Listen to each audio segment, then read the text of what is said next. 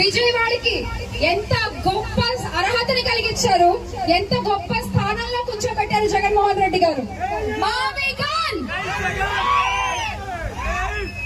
మరి అంత గొప్పగా రాష్ట్ర అభివృద్ధి గురించి ఆలోచించి ఈ 3 ప్రాంతాల కారిడార్ ని అభివృద్ధి చేసుకుంటే రాష్ట్రానికి అతి తక్కువ బడ్జెట్ లో అయిపోతుంది అని మాట్లాడితే దాని గురించి మాట్లాడే దమ్ము లేదు. కానీ పేరుని మాత్రం ట్రోల్స్ చేస్తున్నారు వాళ్ళ పచ్చ మీడియాలో. అంటే డైవర్షన్ అన్నమాట.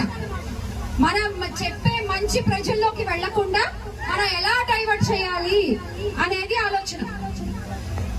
కానీ ఈ రోజున ఈ రాష్ట్రంలో రైతులు కావచ్చు, విద్యార్థులు కావచ్చు, మహిళలు కావచ్చు, ఆటో డ్రైవర్లు కావచ్చు, అవ్వదాతలు కావచ్చు, ఇలా ఎవరైనా సరే మళ్ళీ కోరుకునేది వైఎస్ జగన్మోహన్ రెడ్డి గారి ప్రభుత్వం.